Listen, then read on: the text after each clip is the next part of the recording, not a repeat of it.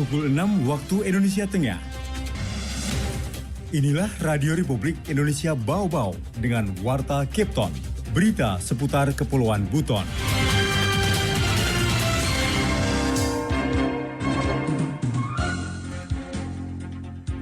Ketika ada keluarga, sanak saudara, kerabat dan sebagainya ingin direhabilitasi, boleh dibawa di Kelurahan Wameo dan di Kelurahan BWI. Programnya dia oleh kementerian dia nilai bagus programnya, berarti dia kasih alokasi kinerja, hanya diberi reward.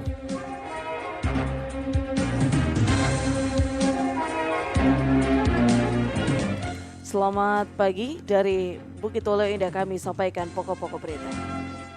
BNN Kota Bau-Bau mengajak para pecandu narkoba melaporkan diri untuk direhabilitasi dan dipastikan akan bebas dari jeratan hukum. 11 desa di Kabupaten Buton Tengah mendapat reward dari Kementerian Keuangan berupa tambahan anggaran dana desa.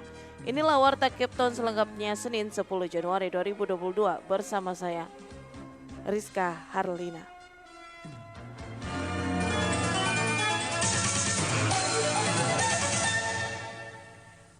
Sebelum kami sampaikan berita yang pertama, berikut kami sampaikan sekilas berita tentang perkembangan kasus COVID-19 di tanah air. Penularan COVID-19 masih terus terjadi di tanah air berdasarkan data yang dihimpun RRI pada Minggu sore 9 Januari 9 Januari 2022.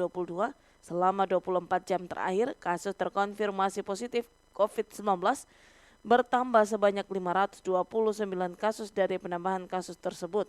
Secara otomatis, akumulasi kasus COVID-19 di tanah air sejak ditemukan pada awal Maret 2020 hingga saat ini menjadi 4.266.195 kasus.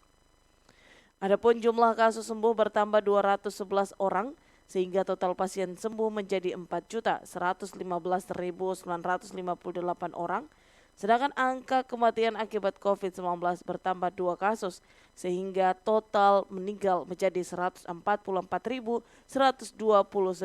korban jiwa. RRI Radio Tangga Bencana COVID-19. BNN Kota Bau-Bau mengajak para pecandu narkoba melaporkan diri untuk direhabilitasi dan dipastikan akan bebas dari jeratan hukum. Layanan rehabilitasi dibuka di kantor BNN Bau-Bau dan posko intervensi berbasis masyarakat di Kelurahan Bukit Oleo Indah dan Wameo. Mengenai hal itu, Afriansyah melaporkan. Ketika ada keluarga, sanak saudara, kerabat dan sebagainya ingin direhabilitasi, boleh dibawa di Kelurahan Wameo dan di Kelurahan BWI. Badan Narkotika Nasional BNN Kota Bau-Bau mengajak para pecandu narkoba melaporkan diri untuk direhabilitasi agar bisa pulih dari ketergantungan obat-obatan terlarang. Kepala BNN Kota Bau-Bau Alamsa mengatakan jika pecandu narkoba melaporkan dirinya untuk menjalani rehabilitasi dipastikan akan bebas dari jeratan hukum. Hal itu dijamin dalam Undang-Undang Narkotika Nomor 35 Tahun 2009, Pasal 54 dan 55. Karena itu Alamsa mengatakan bagi pecandu narkoba yang ingin direhabilitasi bisa datang ke layanan rehabilitasi di kantor BNN Bau-Bau atau bisa juga ke posko intervensi berbasis masyarakat IBM di Kelurahan Bukit Oleo Indah dan Wameo. IBM ini rekan-rekan menerima laporan masyarakat terkait untuk rehabilitasi. Jadi kalau ketika ada keluarga, sanak saudara, kerabat dan sebagainya ingin direhabilitasi, boleh dibawa di Kelurahan Wameo dan di Kelurahan BWI. Nanti tim kita di sana yang di IBM nanti melihat tingkat ketergantungannya sampai di mana. Kalau parah sekali langsung dikirim ke BNN. Selama ini kata Alamsa, pihaknya terus gencar melakukan sosialisasi kepada masyarakat bahwa pengguna narkoba dipastikan akan bebas dari hukum jika melaporkan dirinya untuk direhabilitasi. Tercatat pada 2021 lalu, pihaknya menangani 20 orang yang menjalani rehabilitasi. Mereka rata-rata merupakan pecandu sabu dan ganja. Reporter RRI Bau-Bau, Afriansa, melaporkan.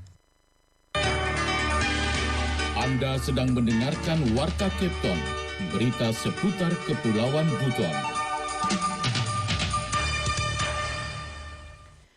Capaian vaksinasi Kota Bau-Bau mengalami perbedaan data antara data manual dan data online.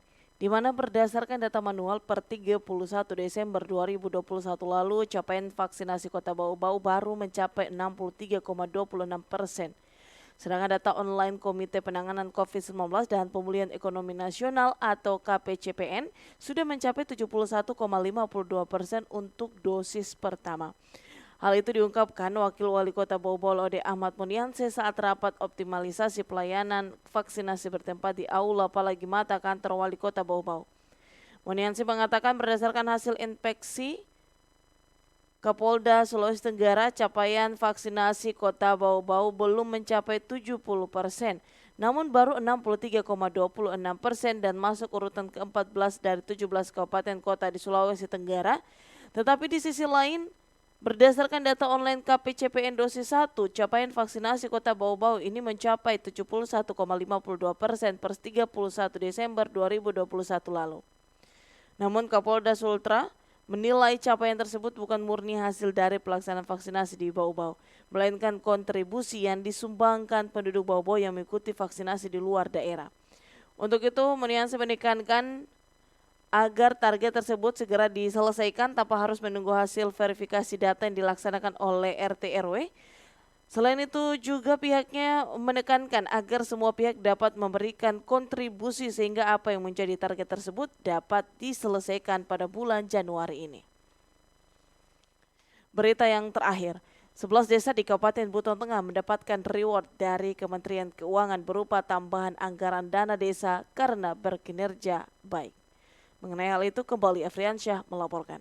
Programnya dia oleh kementerian dia nilai bagus programnya, berarti dia kasih alokasi kinerja. Dia hanya diberi reward. 11 desa di Kabupaten Buton Tengah mendapatkan alokasi kinerja dari Kementerian Keuangan sebesar Rp240 juta masing-masing desa sebagai tambahan anggaran dana desa. Kepala Dinas Pemberdayaan Masyarakat dan Desa DPMD Buton Tengah Armin mengungkapkan alokasi kinerja itu sebagai bentuk reward karena Kementerian Keuangan menilai ke-11 desa tersebut berkinerja baik. Indikator penilaiannya, kata Armin, termuat dalam Peraturan Menteri Keuangan Nomor 190 Tahun 2021 tentang pengelolaan dana desa. Alokasi kinerja juga ini penilaian kementerian terhadap yang pertama yang dilihat itu adalah ketepatan program. Programnya dia oleh kementerian dia nilai bagus programnya.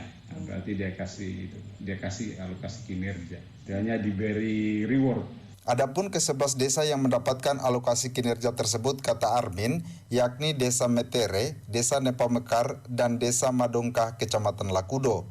Kemudian Desa Batu Banawa, Kecamatan Mawasangka Timur, dan Desa Katukobari, Kecamatan Mawasangka Tengah. Selanjutnya Desa Wasilomata 1 dan Desa Napa, Kecamatan Mawasangka, Desa Walando, Desa Rahia, dan Desa Wadiabero, Kecamatan Gu, serta Desa Doda Bahari, Kecamatan Sangiawambulu. Armin menjelaskan alokasi dana desa dari APBN sendiri dibagi menjadi beberapa bagian, meliputi alokasi dasar, alokasi formula, alokasi afirmasi, dan alokasi kinerja. Ia menjelaskan yang dimaksud alokasi dasar yakni masing-masing desa menerima porsi anggaran sama, di mana pada 2022 ini setiap desa mendapat alokasi dana desa sebesar Rp540 juta lebih. Sementara alokasi formula pembagiannya tidak merata, namun berdasarkan jumlah penduduk dan luas wilayah. Untuk alokasi afirmasi diperuntukkan bagi desa yang jumlah penduduk miskinnya besar. Armin menambahkan dari 67 desa di Kabupaten Buton Tengah yang mendapatkan alokasi dana desa paling banyak yakni Desa Madongkah sebesar Rp1 miliar lebih. Sementara paling kecil yakni Desa Matara senilai Rp668 juta lebih. Reporter RRI Bau-Bau, Afriansyah melaporkan.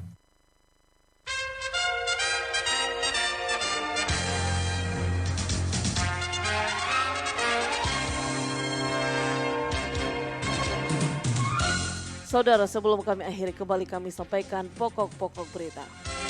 BNN Kota Bau-Bau mengajak para pecandu narkoba melaporkan diri untuk direhabilitasi dan dipastikan akan bebas dari jeratan hukum.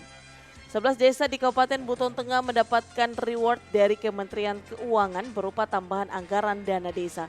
Demikian Warta Kepton hari ini. Mewakili kerabat kerja yang bertugas, kami ucapkan selamat pagi.